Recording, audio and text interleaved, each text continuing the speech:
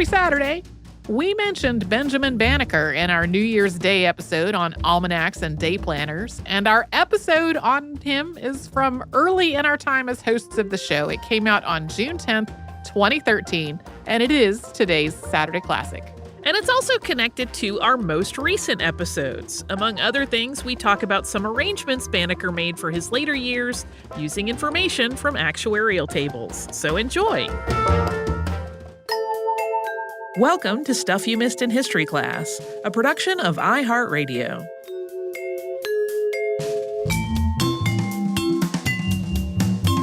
Hello and welcome to the podcast. I am Tracy V. Wilson. And I'm Holly Fry. And today we're going to talk about a particularly amazing person in American history, and that is Benjamin Banneker. Yes, who is someone I had not known very much about before we started this little project. I had not either. And I learned a whole lot of fascinating stuff. There's really a lot that was particularly amazing about his life. He had almost no official schooling, but he turned out to be such a scholar that today there are schools and professorships and educational foundations and things like that named after him. He and his family made up a really small handful of the about 200 free African Americans who were living in Maryland at the time. Where there were, at that point, about 4,000 slaves and 13,000 white people. And he lived in an age when African Americans were really considered to be inferior to white people and incapable of scholarly thought. But he managed, in spite of that existing perception, to publish a series of really well-respected almanacs, and he was appointed by George Washington to help survey the land that would eventually become Washington, D.C. Which is really cool. Yeah. And it all started when he was born on November 9th in 1731 in Maryland. He has a pretty interesting family history. His maternal grandmother was an English woman named Molly Walsh, or Welsh. It differs depending on whose account you're looking at. She had been falsely convicted of stealing milk. The bucket had really been kicked over by a cow, but she was sent to Maryland as an indentured servant. And once she had completed her indenture, she borrowed some money to rent a farm, or rent some land to start a farm. And she bought 2 slaves. One of the slaves was known as Banneker, whose name had originally been Banna as one word and Ka, the second word, and who had been a chief or a king before being enslaved. And once she had paid off all her debts, Molly actually freed both the slaves in 1696, and she married Banneker. This marriage was illegal in Maryland. So this was a lot of really astounding events happening around the beginning of his family. Right. That are just completely unusual for the time. One of Molly and Banneker's children was a daughter named Mary. And Mary, eventually, when she grew up, purchased her own slave, who had been named Robert when he was baptized. He was from the region of Africa that was known at the time as Guinea, and that most likely was somewhere in the stretch of Africa that spans west to east from Ghana to Nigeria. Like her mother, Molly later freed and married Robert, and when she did, he took her last name. So it's a little bit unclear how exactly the last name morphed into Banneker, but Mary and Robert had 4 children, Benjamin and then his 3 younger sisters. And at some point, they were all going by the name Banneker and not Banneker anymore. Yes. Benjamin's parents bought a small tobacco farm next to Molly and Banneker's farm. The farm was registered to both Benjamin and his father. Molly taught Benjamin to read using the Bible, and he actually went to an interracial Quaker school for boys for a little while when he was young. But he didn't get much formal education, as Tracy mentioned at the top of the podcast. The school was only open in the winters, and so it wasn't like a regular full-time year-round school. And it really was only available for lessons when the boys weren't needed to help their families on the farms. So even though he really had not much formal education at all, he had a very avid interest in learning. And he was especially interested in math and mechanics. And so he wound up teaching himself. Almost his whole education was self-taught. And in addition to the mechanical and mathematic things that he really delved into, he also studied the stars and taught himself astronomy. And he also learned to play the flute and the violin, which kind of blows my mind because picking up a musical instrument and learning how to play it is quite a feat in and of itself, even if you have lessons. Well, and picking up things like complex mathematics and the kinds of calculations that are required for astronomy without really having someone to help you along is also pretty astounding. Yeah. When he was 15, Benjamin took over the family farm. And one of the things that he did was he designed and built an irrigation system to divert water from a spring that was nearby to their crops. So he was able to keep the crops alive even when there were droughts going on. And he also used crop rotation techniques that weren't really in common practice at the time. And as an adult, Benjamin generally wore Quaker-style clothing, so he stuck pretty much to simple dark jackets and white shirts. And although he had some affinity for the Quakers, he never actually joined. He just kind of emulated them in his style. Right. Here's a description of him from an 1854 sketch of his life. Banneker, whilst in the vigor of manhood, was an industrious and thriving farmer. He kept his grounds in good order, had horses, cows, and many hives of bees, cultivated a good garden, and lived comfortably. During the winter months, and at other seasons of leisure, his active mind was employed in improving the knowledge he had gained at school. He thus became acquainted with the most difficult portions of arithmetic. He also read all the books on general literature that he could borrow, and occasionally diverted his mind with an ingenious effort in mechanics. That's kind of like it's so quaint, you would think it was out of fiction. Yeah. If we didn't know it was an actual human. It was a real person. Yeah.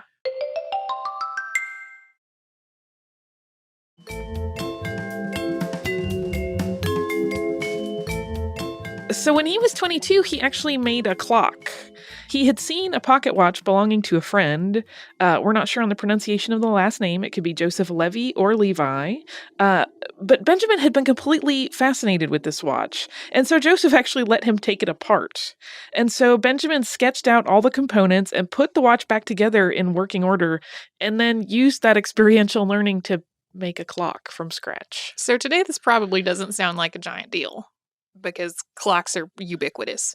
But at the time, nearly all of the clocks in the United States were imported from England. There wasn't really anyone in the U.S. who was making clocks. And Benjamin's clock was made entirely out of wood, apart from an iron bell that he got that was struck hourly.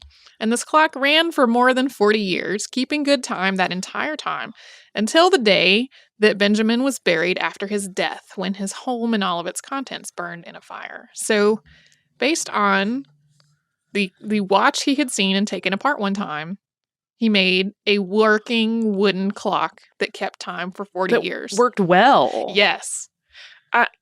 Like you said, it seems simple because clocks are everywhere, but if anyone has ever taken apart a watch even to replace a battery and you lose one spring, forget it. It's over. You have to go to an expert at that point. Right. So the idea that he just took one apart, put it back together, and they went, oh, I get it.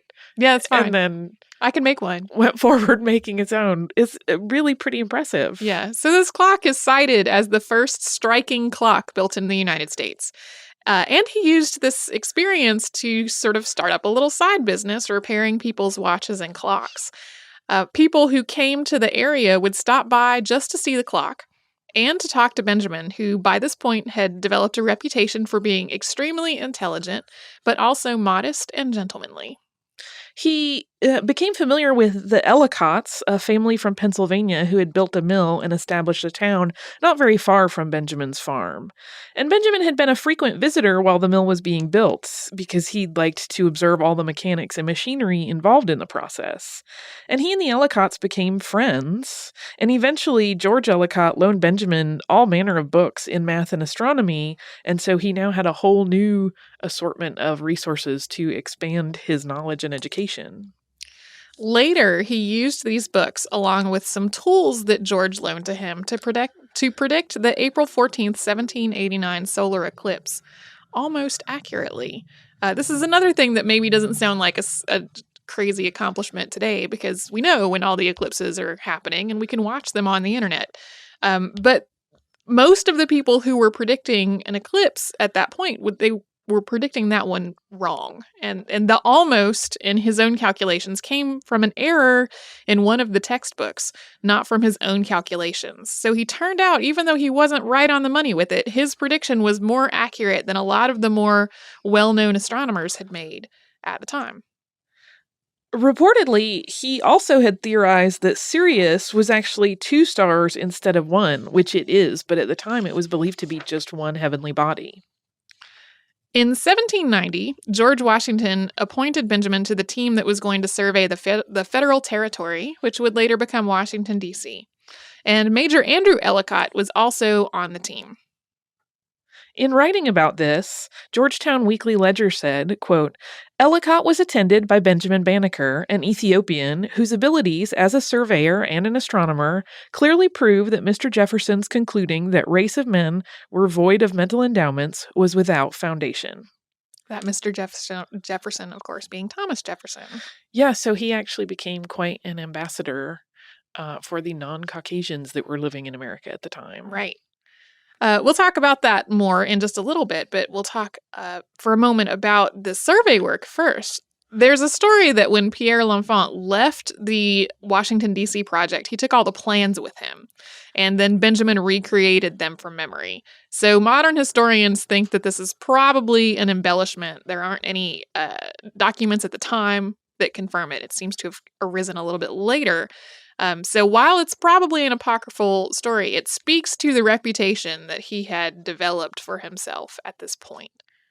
And when Benjamin's parents passed away, they left him the family farm. So he built himself a cabin there where he could work, and he also had a study, and it had a skylight so he could continue to study the stars. When he was about 60, Benjamin worked out a deal with the Ellicotts for them to take possession of his farm, where he continued to live in exchange for a pension that he could live on, so that he could spend more time studying and writing. And it was an arrangement very similar to today's reverse mortgages. And sometimes it's actually referred to as the first reverse mortgage in history. Yeah. Where he's kind of pre-selling the land that he's still living on. Yes. Because as we've talked about in other podcasts, sustaining yourself on a farm is pretty much a full-time, constant job. And he wanted to have time to study and write. So he worked out this deal where, they would get all of his land upon his death. He could continue to live there, but they would pay him some money every month. He used some actuarial tables to do this. It turned out he lived a little longer than expected. Whoops. But it was okay. They continued to pay him throughout, as agreed. For 6 years, from 1792 to 1797, Benjamin published almanacs, which were known as the Pennsylvania, Delaware, Maryland, and Virginia Almanac and Ephemeris. He was the first African-American to publish an almanac. And those almanacs started out as celestial tables and charts of planetary movements. And as with other almanacs at the time, they mixed a lot of different information into one book, including Benjamin's astronomy work, tide information, medical knowledge, etc. And they also included a lot of essays, poems, and literature. So they weren't just books of straight-up facts. They served an abolitionist purpose as well, since they contained a collection of anti-slavery speeches and essays. So again, going back to him being an ambassador for his people. In the end, he published 6 of these almanacs in 28 editions, and they received a lot of high praise for being of very good quality, but they were eventually discontinued due to low sales. And he had created all of the ephemeris, which are star chart pieces, as well as other astronomical work all the way through 1804, but these later years weren't published. And in addition to all of that writing, he also did some work about 17-year locusts and bees. Which is pertinent today, since there's much talk in the news about the 17-year locust cycle. I know, that was an accident. I was delighted when I stumbled across the locust thing and went, well, this is going to turn out to be particularly relevant because of locusts. So a lot of his fame has to do with his self-taught education and his work as a scientist, but he was also an abolitionist and an activist for peace.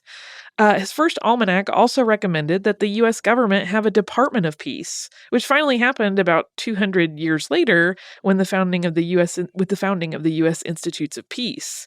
And Benjamin also actively spoke and wrote about abolition before the U.S. really even had a strong abolitionist movement. He was a complete forerunner.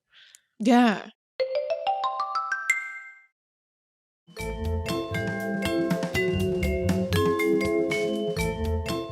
In 1791, he wrote to Thomas Jefferson, who was at the time the Secretary of State, about slavery. He enclosed this letter with a handwritten copy of his not yet published almanac for that year. And this was, in part, a response to Jefferson's notes on the state of Virginia, in which Jefferson wrote at length about what he considered to be the inferiority of blacks. And in this letter, he described who he was, and he tried to appeal to Jefferson's better nature.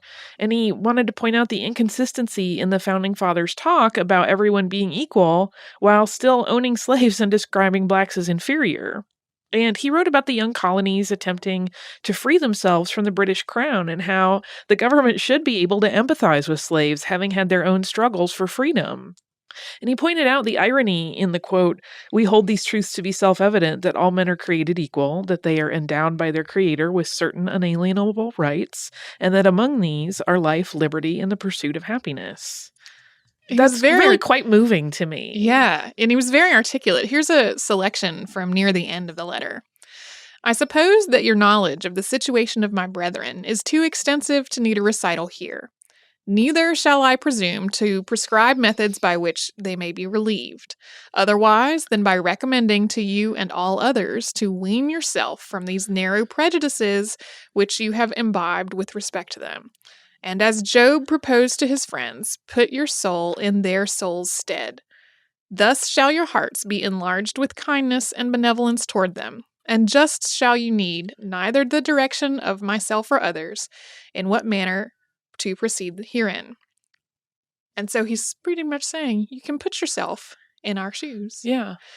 Use a little empathy. Yeah. You might look at this differently. He's pretty much, I'm not going to tell you the specifics of how to do it. Here's sort of just this simple step of showing some empathy. And then he turns to a rather more practical statement, because he says, "And now, sir, although my sympathy and affection for my brethren hath caused my enlargement thus far, I ardently hope that your candor and generosity will plead with you in my behalf.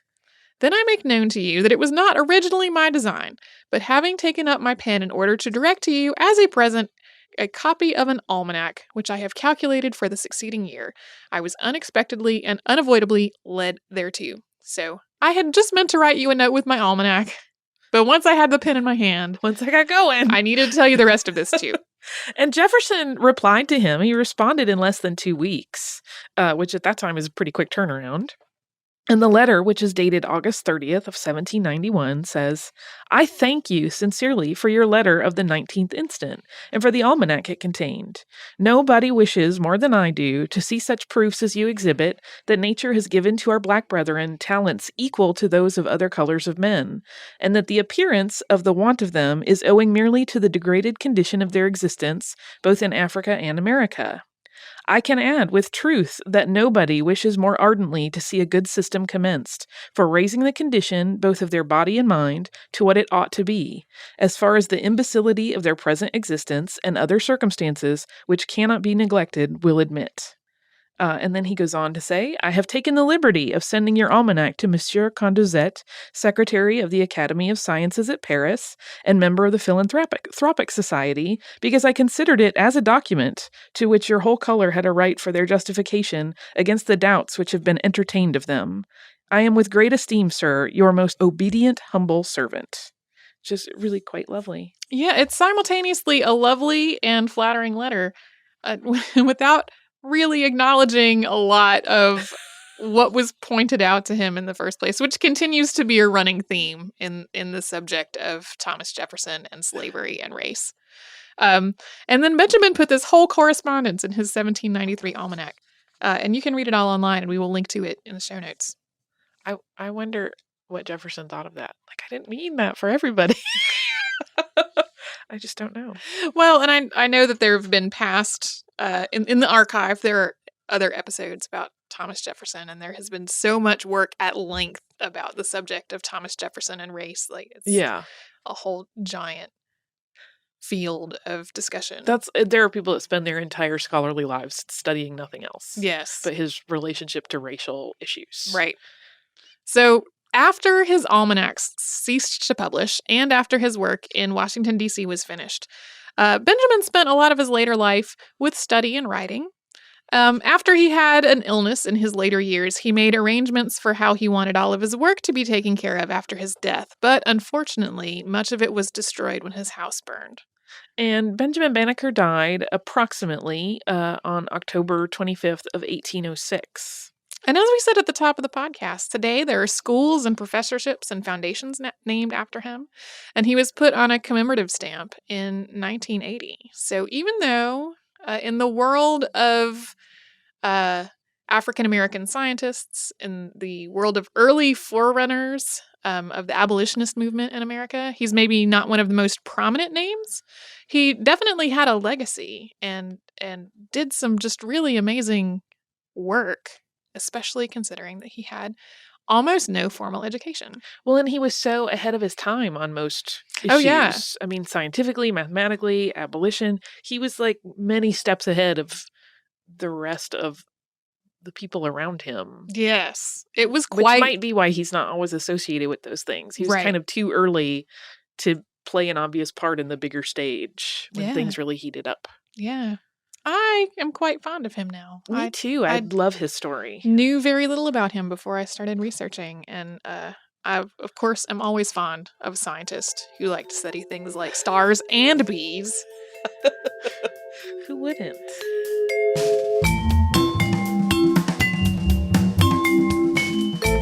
Thanks so much for joining us on this Saturday. Since this episode is out of the archive, if you heard an email address or a Facebook URL or something similar over the course of the show, that could be obsolete now.